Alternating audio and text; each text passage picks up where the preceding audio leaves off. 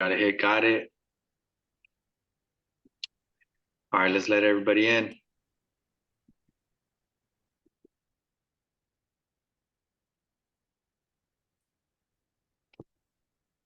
Hello, hello, welcome everyone. Um, Thanks for joining us tonight. So it's 6:30, feels like it's 9:30 because of the time change, super dark out here. But we're excited to be on. And before we get into the presentation tonight, listen, we do this all the time for free. We don't charge.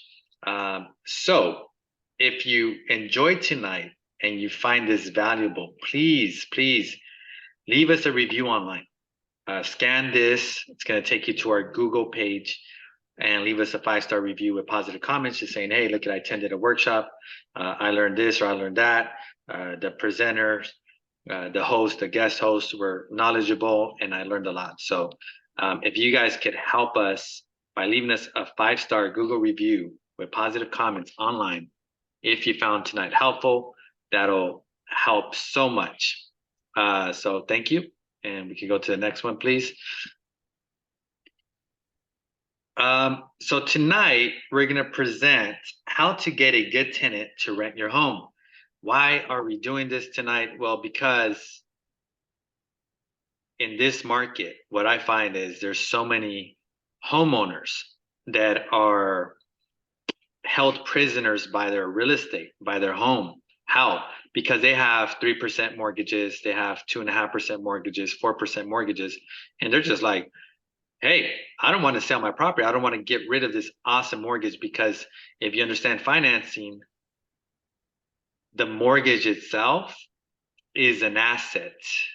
The mortgage itself is an asset if you have it at 3%, at 2.5%. So of course, people do not want to get rid of their mortgages. A lot of them feel like they're held prisoners to their low interest rates. So the people that need to move to another state or getting relocation or just want to buy another home but keep the first one, they want to know, how do I get a good tenant and how do I rent my home without having issues?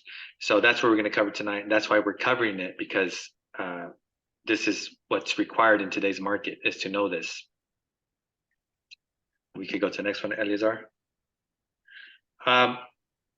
Before we get into it, this is everyone who brought this to you today. There's some other people maybe that are missing on this, but reach out to your favorite Lepe, Tendwell real estate agent and just thank them. Thank them for putting tonight on. We couldn't have done it without them. And especially if you took some positive away from tonight and you learned, reach out to them, say thank you, and leave them a positive review as well.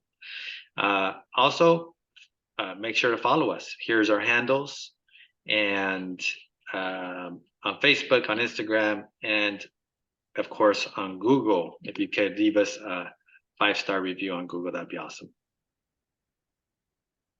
Our guest tonight is Soraya Lepe. She's the property manager at Southeast San Diego Real Estate Incorporated.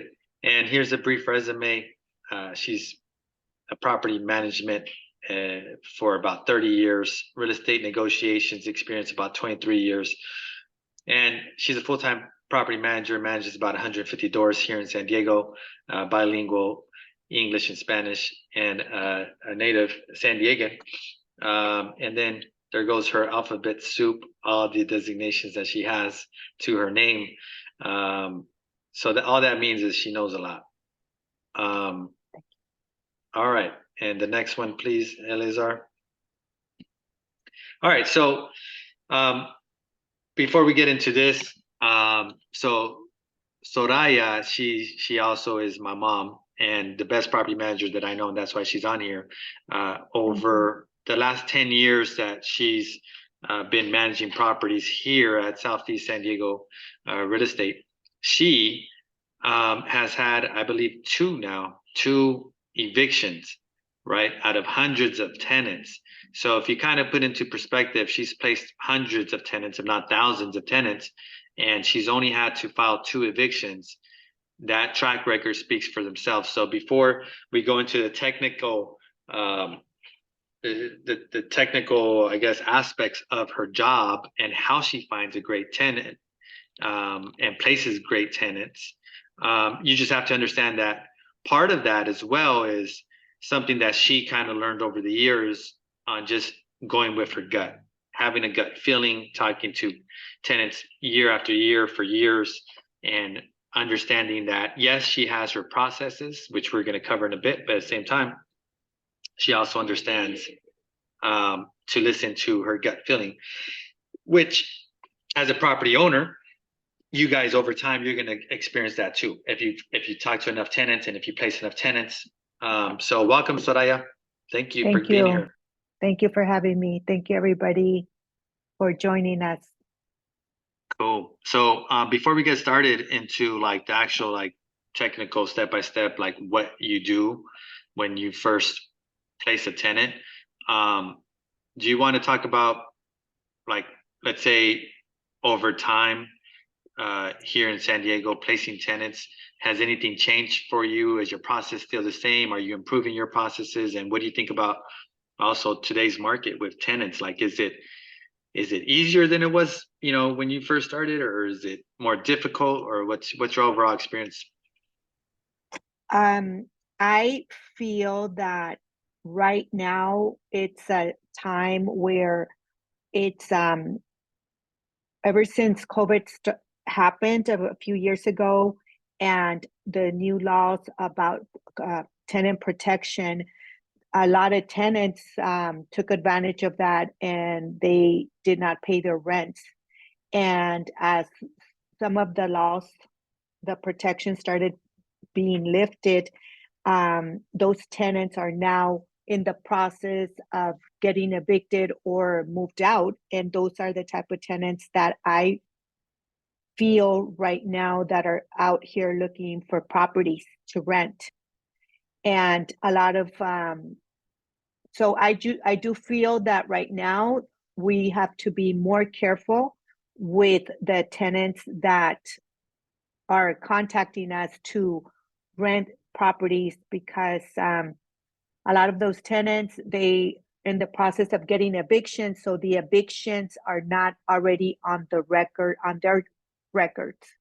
So when somebody contacts me regarding a property, I ask a lot of questions.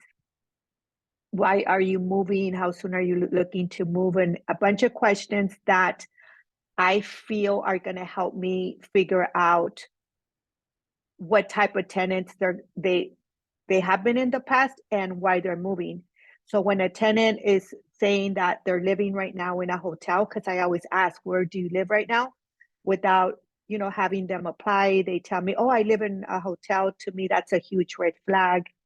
Or when they tell me, I need to move into your property as soon as possible, I have the cash, I need to move in by tomorrow, next week, red flags.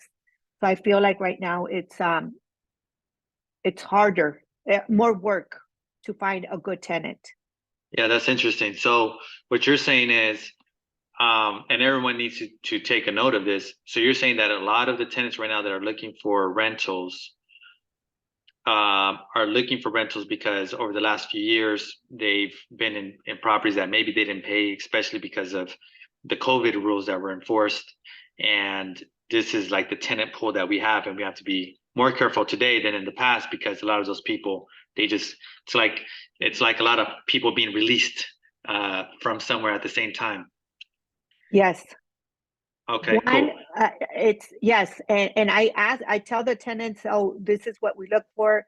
You must not, you can't have any evictions, criminal record, and they all say, no, I don't have none of that. And if they do end up applying, I find that a lot in the records.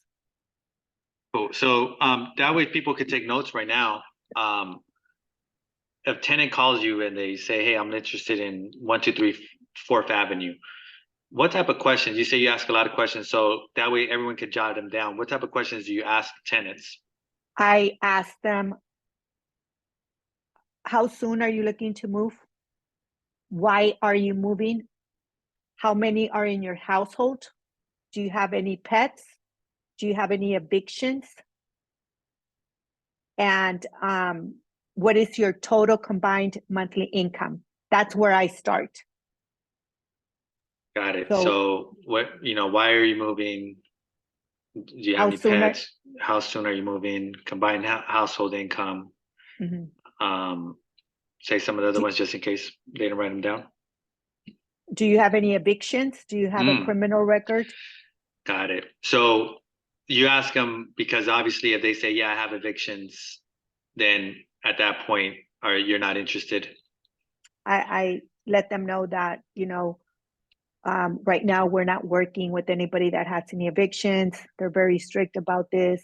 But every time I ask that, nobody ever says, yes, I have an eviction. Oh, got it. They never tell me. But once I do run their credit, then I do see if they have it, that they have evictions. And there's always a story behind that, oh, that's not true, or they have a story, and for sure we're not going to work with them. We're not going Got to it. choose them. They get Cool. denied. Got it. So you start off with a conversation. You have a property, you have it for rent. You start off with a conversation over the phone, and you're just filling them out, asking them, okay, do they Filling make them enough? out, yes. Yeah, you have enough money? Do you earn enough money? Or is there any red flags that they could tell you? Oh, I live in a hotel, or I need to move in by tomorrow, I have cash. So if they start giving you red flags, then you just go deeper and ask more questions, or If I see any red flags, give them an appointment to show them the property, got because it. there's already red flags if they tell me, I'm living in a hotel. I've been living in a hotel for 2 months. I really need to move in by this weekend. The hotel I'm paying here is very expensive, $100 a day. Normally, people do not live in a hotel unless they're being transferred from work from another state. That's normal. But even that, when you're being transferred, you are told, hey, we're going to transfer you to San Diego, start looking for a place. But when people are that the urgency to move, or I could pay a year's rent up front, I have the cash and I could give you the deposit tomorrow. Those are red flags. So most Because people would feel like, okay, somebody offers you rent for a year up front. That sounds like, wow, that's amazing. Let's do it. Mhm, So you're opposite. You're saying, no, that's something's wrong here. mhm. Yes. So I I have there's proper when a tenant offers me to pay um a year's rent up front, that's a red flag. But I still let the owner know. I give the owner an update and I tell them what this family they're willing to pay the whole year of rent up front, and they get excited, they get happy. But then I explain to them, that's not normal. That's not normal. When they want to pay more deposit, double, 3 times the deposit, I let the owners know, but also that's not acceptable. We can't take more than double the deposit. So sometimes That's because it's the law. it's the law, correct? Right. Right. Okay, cool. And but even if they offer, I do tell them, oh, I can't take more than double the deposit. They say, but I'm offering. So I think sometimes it's like they know the law so well, some tenants, the rights, that it's almost like a setup. So we have to be very careful. Okay, cool. Before we go into like the presentation, exactly like your steps and finding uh of quality tenant, just so everybody knows out there too. At any point, you could ask a question, throw it into the chat, raise your hand, or unmute yourself, and then you could ask the questions. And when you raise the hand, you could click on reactions at the bottom of your screen, reactions, and then you could just go ahead and raise your hand. But okay, so it sounds like your way of doing business, and maybe why you've only had 2 evictions over the last 10 years in this, running the company, um, out of hundreds of tenants that you've placed, is because you're very, I don't know if I want to use the word skeptical, but you're very cautious. You're very careful when speaking to people. You listen to their answers, and then from there you. So that's just over the phone before you even see it, like before you even show it to them. And then if they answer all the right questions and everything sounds good, then at that point you schedule a time for you to meet them at the property and show them the property. Yes, and then so once they answer the questions right, give me the right answers, then I do schedule an appointment to meet them at the property. I only show the properties between like 7 in the morning to 5 p.m. if it can't be dark. You don't want to be showing properties when it's dark. And Why? then so because you don't know who you're going to meet at the property, so it's not safe.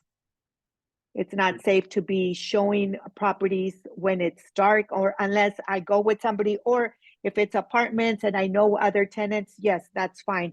But I try to show properties So why wouldn't during. you just during the hours daylight? Why wouldn't you just do an open house and let everybody just show up, whoever wants to show up? Like, have you ever done that, or does that work? Yes, Or I've done open houses. So if there's a property where I get emails or 20 calls in one day, I know it's a hot property and it's going to rent immediately, but I still need to screen all the people that I'm going to meet at the property. I don't want to do an open house to just people to show up, because there's also the type of there's a lot of scams going on where people that are saying that they're landlords, they go to the properties, they take videos, pictures, and then they turn around and they post my properties or any other rentals, and they say that they're the landlords. They collect money, they convince people to give them a deposit, and it's a scam. Or they advertise, if I'm renting a house for $4,000, they advertise it for $1,500. People believe that, and so that's why. got it. So you just don't want anyone showing up. So you take the time to screen everyone, invite them to the open house or a one-on-one showing. But you don't want anyone going out there on their own and potentially taking photos and then re-advertising your property. And okay, cool, awesome. So that's your process as far as taking phone calls, and then setting up the face-to-face meetings. By the way, do you do any setting up of meetings or showings via email instead of phone, or is everything just phone for you? Repeat the question. So when you screen somebody, do you ever do any email screening, or is it all just over the phone screening before you meet So them? in the beginning, when they contact me, everything is email. I copy and paste on my questions. Once if they give me good answers, then I call them, and then I go over the answers again, questions, and then we schedule an appointment, and then I meet them at the property. Okay, cool. I'm just trying to figure out your process because everyone out there that's renting their own properties, they want to know your process too. Okay, so then once you show them the property, they like the property. What's the next step after they like the property and they say, yeah? So once they like the property, I go over the rent amount, the security deposit, move-in date. And sometimes, and that's where things change. If I tell them, oh, we're looking to sign a 1-year lease to begin December 1st, and then once they see the property, oh, we're looking to move in January or February, then that's not going to work out. So I still ask more questions, because I don't want them to apply on any of my properties, because I also charge a $35 application fee, which is non-refundable, and I don't want somebody to apply if they're not going to be ready to move in if they get approved. So I go over the rent amount, security deposit, again, how many in your household, any pets, because most of my owners lately, I feel like they don't want pets in the properties. But most people right now, almost everybody, or most of the people, they have pets. So I convince my owners, let's just they have pets, maybe let's charge a pet rent, $100 a month, pet rent, something like that. And then go over again with the tenants, make sure they don't have evictions, criminal record. Once they say, no, we don't, then I give them a link to the website for them to apply. Okay, cool. So then at that point, what if there's multiple people that want to apply? Do you just give everybody the link, or how's? No, I only work with one family at a time. Why? Because when I process applications, I only do one family at a time. Why don't you? I own, Why? Is there a rule, or what's the issue? The way I've been practicing for the last 10 years with applications, I work with only one family at a time. If people really want to apply, I give them the link, they apply, but I do not process their application. Got it. So do you do like the first person after the open house and they come to you and they go, yeah, I like it, I'm interested. And then you ask them all those questions again and they say, yes, no pets, we make this much, this is how many in our family, blah, blah, blah. And then at that point you say, okay, good.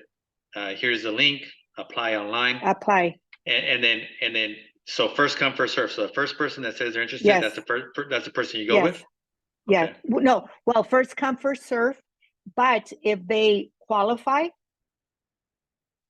3 times the amount of the rent, they don't have any evictions, a criminal record, they have good references, then, I talk to the owners, I let them know I have this family, and then, I start the process. So just so everybody writes down your non-negotiables, because I think this is very important. So what exactly do they need in order for them to be able to qualify for one of your properties? Like, what are the non-negotiables? I think you named 3 or 4. What are they again? They cannot have a criminal record. You cannot have an eviction. You must make at least 3 times the amount of the rent. On your credit, you can't have any collections from utility companies or previous landlords or apartment companies that you owe it. It's not really an eviction, but you have a collection, so you can't have none of that. If you don't have any of that, but then you still have bad credit, that's fine if you have bad credit, depending on the type of bad credit. But if they have bad credit and they don't have collections, evictions, and they make 3 times the amount of the rent, then I ask for a co-signer. Most of my tenants, a lot of them have co-signers. And I like that because if they're a young couple, they don't have rental history, I ask for a co-signer. And, if reassurance that somebody's going to help them or step up if things go wrong. Okay. And most of the co-signers, they're homeowners. They own the property. So, they're responsible people, and then I run the co-signers credit. They don't have, they can't, the same as if they were going to rent the house. Cool. So, okay, now we're diving deeper into your process. So once you figure that out and they have everything excellent, and you say, okay, perfect tenant, or hey, we're missing something from you, so you need a co-signer, they bring in the co-signer. So once you figured out, okay, this is the person, then at that point you go to your property owner, the landlord, and you say, hey, Mr. and Mrs. Landlord, I got this awesome, tenant. Do you approve? They say yes. And then at that point, after they say yes, what's the next step for you? If they say yes, they give me the green light, then I start collecting pay stubs. I verify everything, their employer. I call the employer to make sure that they recommend them as tenants, and then also, that they're not going to get laid off in the next year or so. and I started asking for driver's license, copy of social security card, all that stuff. I want copies of all that in case also, you never know what could happen in the future. I have copies of all those documents. Got it. So you I get out, yeah, you get all the documentation, and after you have that, then prepare the lease. how long is your lease? How many pages usually is your lease? It's 20, well, the lease is 17 pages, and then there's a lot of addendums. So total, it's about 27 pages. So 27-page lease. And how often do they come out with new addendums, like because of new laws? Because so every time there's a new law in California, they add new addendums, new pages to the lease. So how often is that? Does the lease change? Almost every year. Almost every year there's new addendums added to the lease. Okay, so the lease is always evolving, changing. I see a lot of leases whenever, let's say, I buy properties, or whenever there's my clients buy properties, and then we ask for a copy of the leases of the tenants. I see a lot of 3-page leases. I see a lot of 6-page leases, which obviously are outdated, and a lot of laws aren't covered in those leases. So that's why I was asking. There's a question: who comes up with the rent and the deposit amount? What's the most beneficial to the owner, month to month or a year lease? So who comes up with the rent amount? I do a rental analysis, and I recommend a rent amount to my client. Let's say I'll tell them I recommend $2,800 a month, and then the owner tells me, no, I want $3,300 or a different number. So if you want, I try to give them that. And I explain to them, if we don't get at least 10 phone calls or emails or texts within the first 2 days, it's overpriced. And we normally wait about a week or 10 days. If I don't get any activity, then we reduce the price. So that's how we come up with the price. And what about the deposit? The security deposit, normally I charge if the rent is $3,500, I charge $34.90, $5 less than the rent. Why? To be able to see the difference, which one is the rent and which one is the deposit. So why is that important, to have a different deposit and be able to differentiate, like, oh, $34.95 is the deposit and $3,500 is the rent? Just for me, to be able to tell the difference. Well, I'm assuming it's because also when somebody says, well, I'm just going to use the security deposit, it is the rent. And then you say, no, you can't do that because that's a different amount and it's not the same. Yes. And so a lot of people, tenants and owners, they get confused. They think that the security deposit is the last month's rent. And that is not the last month's rent. It's a security deposit. You don't use that as rent. You still pay the last. If a tenant's moving out on November, they still have to pay November rent, and you still have to have your security deposit. That is used to, if there's cleaning, repairs, you use that for that. Okay. Now, if somebody doesn't pay their rent, or they owe money or a few days, you get it from the security deposit.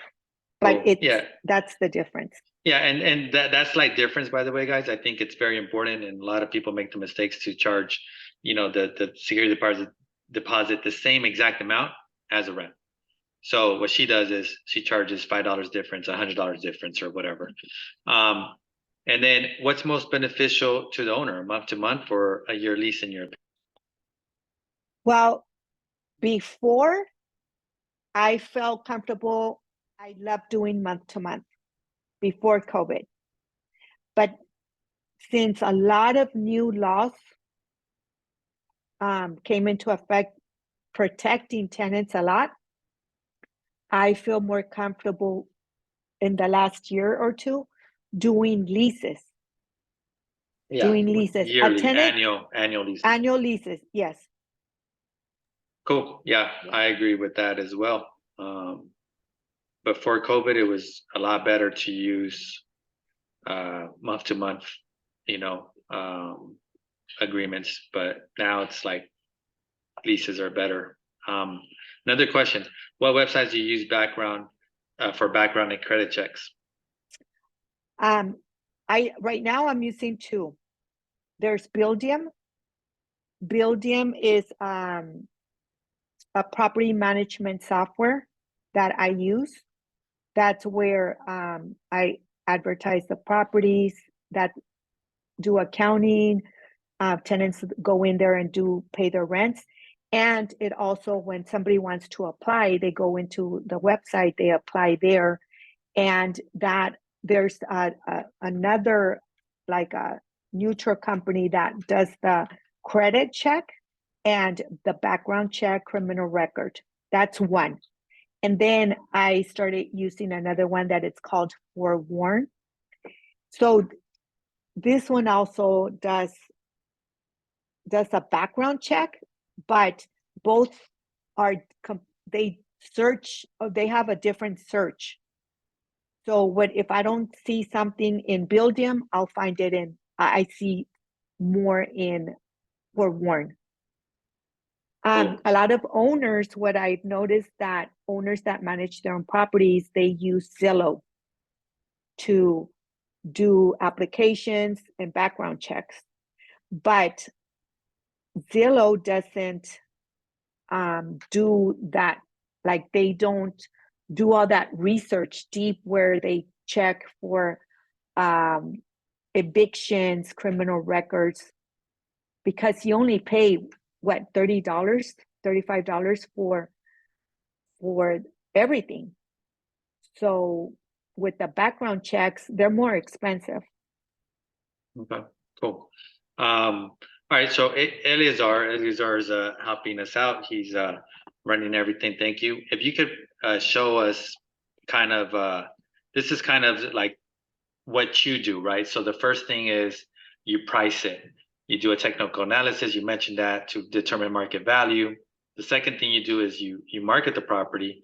Um, you do you put a sign on every property or sometimes, or how's that work? It depends. Like if if it's a condo, it just depends. Some condos, they don't allow you to put signs. Also, if a property is vacant and it's in a bad area, I just putting a sign, you're advertising also that you're letting people know that it's vacant. So some owners, they don't want signs in their properties, others do. So it just depends on the owner. But I find it that I really don't need to put a for rent sign on a property if because I'm able to rent them, thank God, really fast. I can't hear you. I Okay, can't hear thanks. both here. Oh. So you market the property and you put on a bunch of different websites. So we'll stop it there for now. There's two questions. One is in the chat that says while they're under contract and living in the property, do you still try to check on them, credit background and all that, or is it just when they apply? So do you check their background if they're an existing tenant after a year or two, or is it just when they apply? Just when they apply. Okay. If I take over a property, if an owner hires me and he already has his tenants in place, I don't have them fill out applications. I don't do a background check, nothing, because there's nothing I'm going to be able to do because Yeah, they're already existing tenants. you can't get them out. There's a question. If you could unmute yourself and ask the question, please. It was me, right? Okay, yeah. Are rentals same like homes that for sale it goes to the highest bidder? Like let's say you put a sign or it's getting rented for 2,000 and someone's like, I'll rent it for 21. Do you change it after or it's set price? So I had that I had a property about 3 months ago, and I had it advertised at 3,400, and somebody contacted me and he said that they would pay me 3,800 a month, and they would pay for the year up front. And I called him because I like, what? This is too good to be true. I called him and I asked him, why are you offering more? And why are you offering to pay up front? He told me that they're selling their house. They're selling their house, and that, they're going to have a lot of money. And I asked him, I said, okay, well, let me ask the owner, and give me the address of your house that you're selling. And he said, okay, I'll text it to you.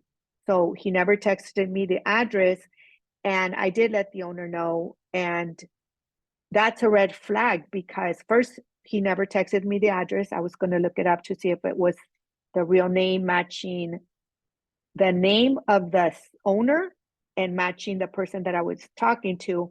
And then when you advertise a house for, let's say, 3,800 a month, and then you do the lease at 4,200 because they offer to pay you more, it could potentially get you in trouble, because if they're not happy, they could say, look, the listing, the rental was at less and our lease is higher. So you could get in trouble. Right. So just to be a little bit more clear on that question that Claudia asked, how often is it that there's a bidding war? She's asking, hey, look, is there ever bidding wars? Is it common, or is it like if you price It's not it for common. Okay, so basically, if you ask for 2,000, it usually goes like 2,000. So it's not like Yes. the purchase housing market where it could get out of control. Got it. Cool. All right, so let's continue on this section 3 where it says tenant selection. So everyone that's a tenant has to be 18 or over. You take online applications, credit check, criminal check, references, eviction history, and then you interview face to face or over the phone, or do you do both? Or I know you do over the phone for sure, but what about face to face? Face to face, we do when we sign the lease, because I go over everything with them. Okay. To make sure that it's understood, all the people that are going to live there. So this is section 4 you're reading now, right? Tenant onboarding process, where you're saying the terms are negotiated. Oh, okay. Rules are communicated, leases prepared and executed. So we're in number 3 or 4? We were in number 3, but we were just talking about the interview process. So you don't interview them in person until you either see them at the property when you first show it to them, and then yes, and then afterwards when property. You sit down. Yeah. Yes. Okay. Cool. And then the day-to-day management. So obviously you manage the property for the tenant, but this is what a regular owner has to go through, right? So a regular owner would have to rent a collective, whether it's in person or electronically.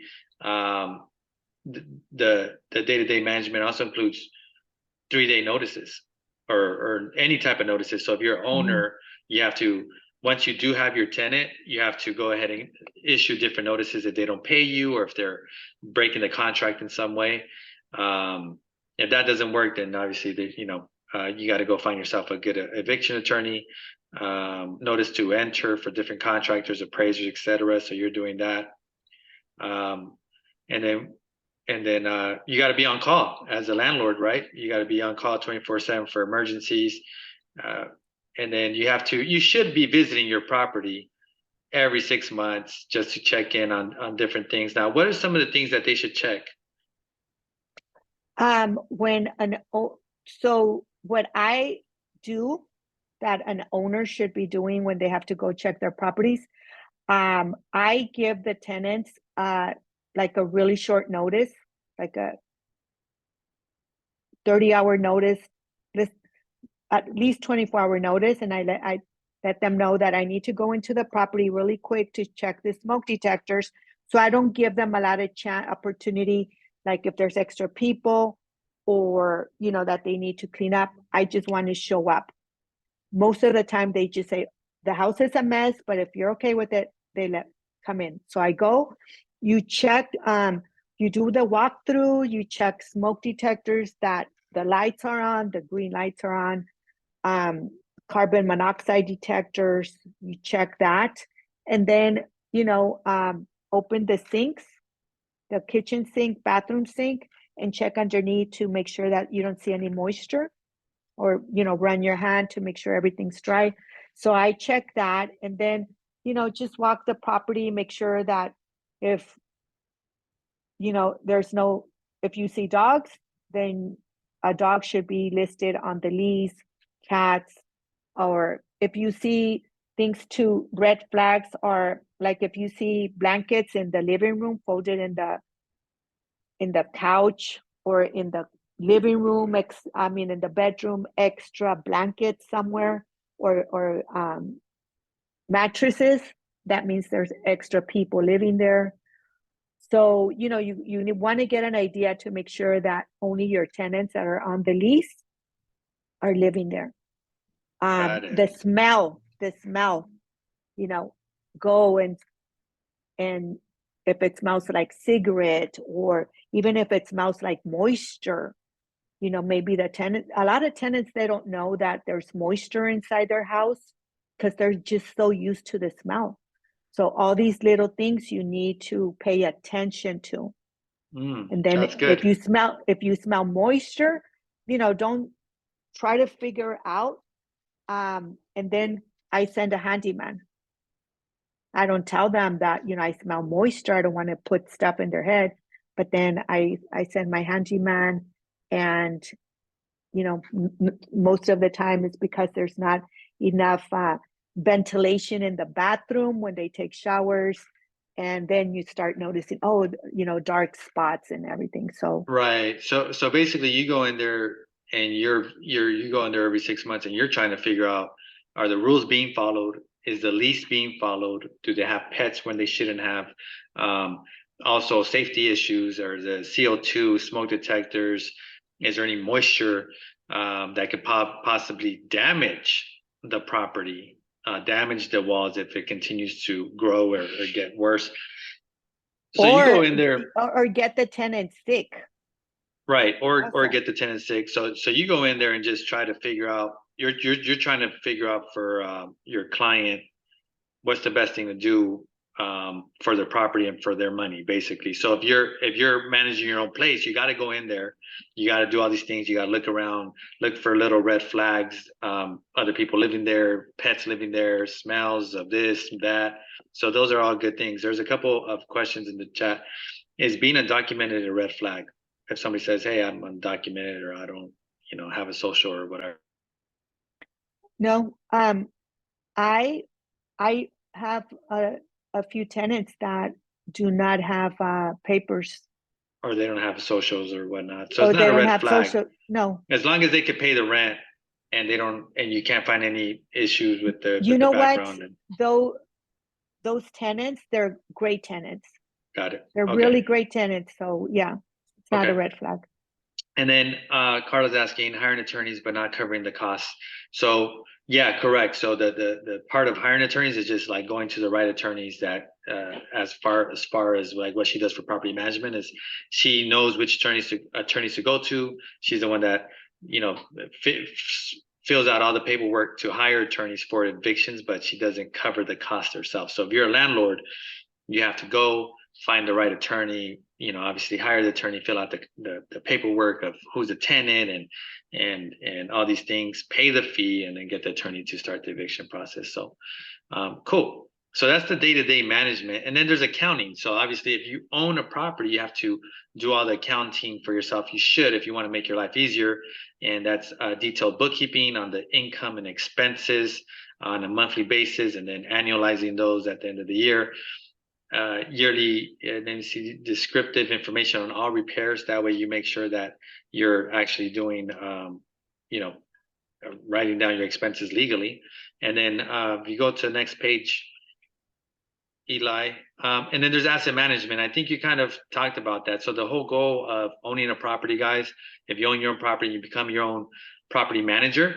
You want to make sure that the asset value continues to go up over time. So what you don't want to do is run it into the ground and then you end up being one of those slum landlords that have like a property that's falling apart, because at that point, what good does that do to your pocketbook? So part of being a property manager is you go in there, you notice all these things, you notice repairs that you should be doing, whether it's moisture intrusion, whether it's stucco repair on the exterior, or anything like that, roof. You always need to be looking at these things and fixing them over time. That way the value of the property continues to go up. All right, Eli, so I think we're done with this part of it. So right now, if anyone has any questions as far as the management, how to manage your own home, how to choose a tenant, the proper tenant, does anyone have any questions that aren't unclear? And also, we put in the chat our Google review page. So again, if you took something great from this, please review us 5-star with positive reviews. Okay, I don't know if Claudia or Eli, if there's any questions on Facebook. But if we don't have any more questions, is there any final thoughts that you have about picking out the right tenant for your home? I feel very strongly that every owner should really do, when they're going to rent their property, follow the steps that we went over, and always make sure that you do a background check on the tenants. You talk to their previous landlords, ask questions, because like I said, right now, the type of tenants, a lot of tenants, they're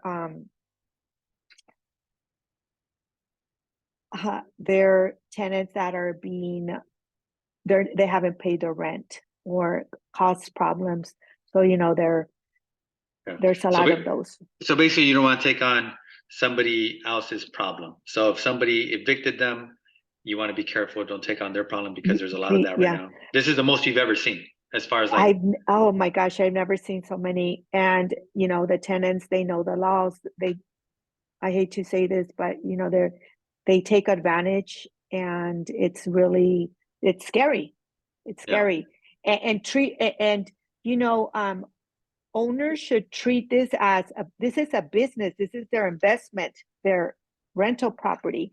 So, you need to treat it as a business, and, do yearly increases. You want to be able to make money, and, you shouldn't be afraid of doing yearly increases, and, get the most out of your property.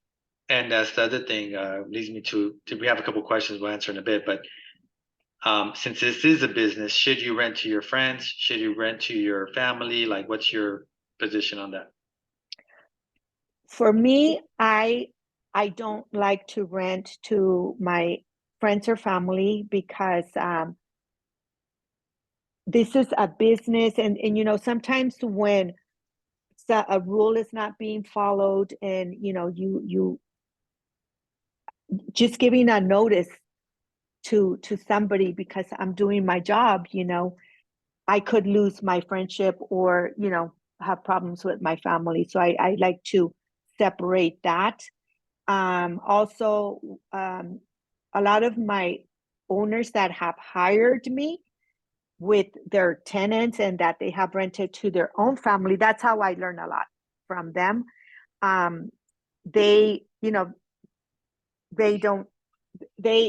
The tenants, sometimes they don't pay the rent. So when you're renting to a family or a friend, you have to think, if my friend or my family is not going to pay the rent, am I going to be able to make the payment for them? Because most of the time that's what's going to happen. So plain and simple, if you don't want to evict your friend or family, then don't put them in there. But if you're okay evicting them, then put them in there. Cool. Yeah. Question, how do you go about renewing leases? When do you send that out? Do you renew leases on an annual basis? I do it about 45 days before the lease is going to expire. Mhm. I call the tenant, I ask them if they want to renew the lease, and then they tell me yes, and then I go over about the rent increase. I normally do a 9.9% rent increase, but I talk to them over the phone, letting them know what the rent increase amount is, just to get an idea to feel them if it's going to be a deal breaker or not, because also I want them to stay. So, but most of my tenants do stay, even if we do the 9.9% yearly rent increase. Once in a while, there's some people that will say no, not even 1 penny. Then they'll move out. But I reach out to them about 45 days before the lease is up. That way it'll gives me time to negotiate with them and the owner, come to an agreement of a new rent amount, and prepare the lease. I get notified with my software that I use, Buildium. I get notified that a lease is coming up, and that's how I'm on track with them. Also, another thing that I didn't mention is tenants should always carry renter's insurance. It's very important. A lot of my, when I take new tenants that owners hire me and they already have existing tenants, a lot of those tenants do not have renter's insurance. And renter's insurance is huge. You want all your tenants to have renter's insurance, because if there's damage in the unit, if there's a flood or repairs that need to be done, you have your tenant contact the renter's insurance company. They get moved into a hotel, the repairs get done. You don't have to pay for the hotel for the tenant, because if they don't have renter's insurance, you're going to have to pay as the owner, landlord, to move the tenant somewhere. And always make sure that you are listed as an additional insured on the renter's insurance policy with your mailing address, not the subject property, not the rental property. Because when you're listed as an additional insured, if there's a cancellation of the policy or any changes to the policy, you get notified as an owner. Yeah. So that's super important. I just read an article about this apartment fire, and it's a woman with her 4 kids. They got displaced, and unfortunately, she did not have renter's insurance because she let it lapse earlier this year in February, because she said it was just, she didn't think it was expensive and she didn't want to pay for it. And now, she doesn't have any coverage for a hotel now. The landlord doesn't either, right? I mean, I'm sure life is going to be a lot harder for them, for everybody involved. But that's why you need renter's insurance. And Claudia's asking, is rental insurance optional? With us, no, it's mandatory. Yeah, it's part of the contract. It's part of the contract. And if it's an apartment or a condo, minimum renter's insurance policy is $300,000. If it's a single family house, $500,000. And that's just renter's insurance. It protects the tenant. It protects their visitors, or if somebody falls, anything, they're protected, and they don't have to come after the owner to pay for something, because the renter's insurance most of the time covers it. So it's not an option, it's mandatory. All right. And just so you get an idea really quick, renter's insurance policy is like $200 a year. Yeah, so that's cheap. To give you peace of mind. Yeah. $16 a month, not bad. Cool. Hey, thank you for jumping on. We all learned a lot. I think it's a very important topic. I think everyone in here should just copy exactly what you're doing, and no exceptions. Don't rent to family or friends. Make sure you get copy of driver license and full application on everyone and a background check and et cetera, et cetera. So it's all very helpful. Thank you for your time. We appreciate you. And as always, if you learned something tonight, if this was helpful, please leave us a 5-star review with positive comments. We appreciate you guys. Peace. Thank you, everybody. Bye.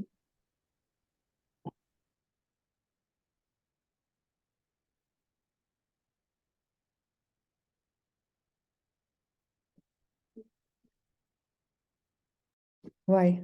Hold it on 5 minutes before. Oh, it's